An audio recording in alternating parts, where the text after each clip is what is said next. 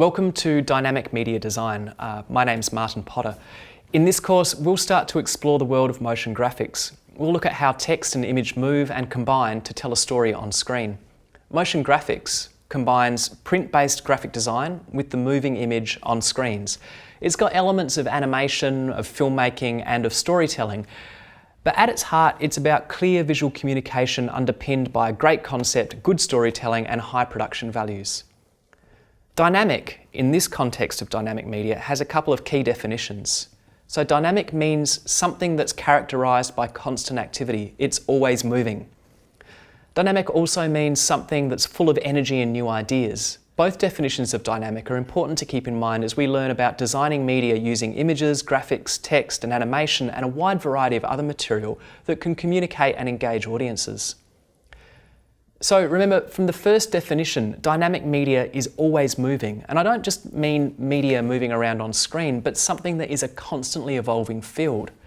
In the past 10 years, dynamic media has evolved rapidly across different screens, across different softwares, and expanded to engage new audiences. Although it's not been around long, it kind of feels ubiquitous now.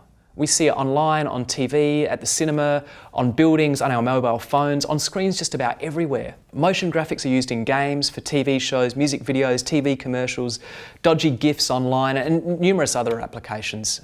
Even emojis have now moved from being static to dynamic.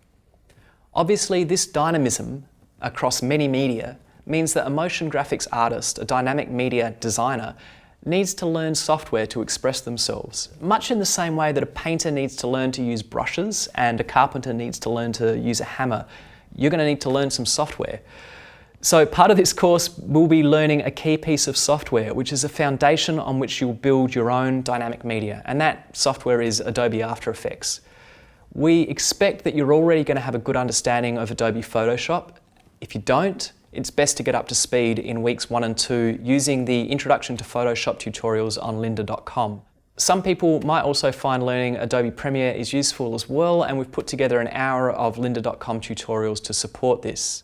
We've curated a range of Lynda courses so that you can learn the basics of After Effects online. We'll be reinforcing and extending on these courses during tutorials with practical exercises and specific information tailored for you.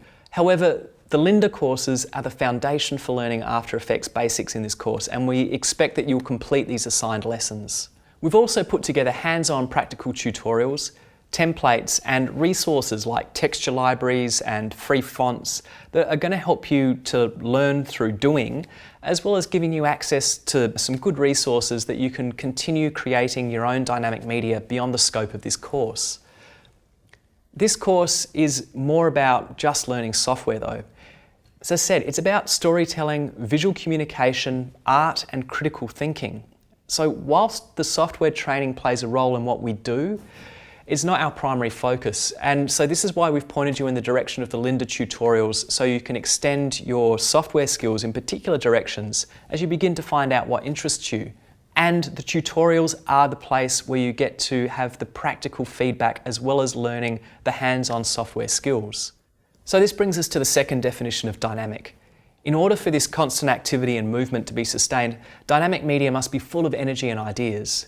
So the evolution of dynamic media is not just in terms of the way that we receive this media as viewers or the software that we use to create it. The most important evolution is in the creativity and in the concepts and the storytelling. What keeps dynamic media dynamic are new ideas. To develop new ideas, it's important to have a sense of what's out there and historical context. So to this end, over the course of this lecture series, we're going to look at the history and development of dynamic media design.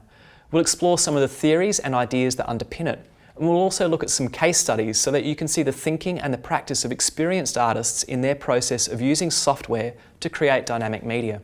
We've curated a fantastic selection of websites and videos to inspire you, and this includes other students' motion graphic work, interview with title design greats, some brilliant documentaries on the history of film and TV title design, and some great websites which are archives of the best of dynamic media, such as Art of the Title, MoGraph, Motionographer, and Watch the Titles.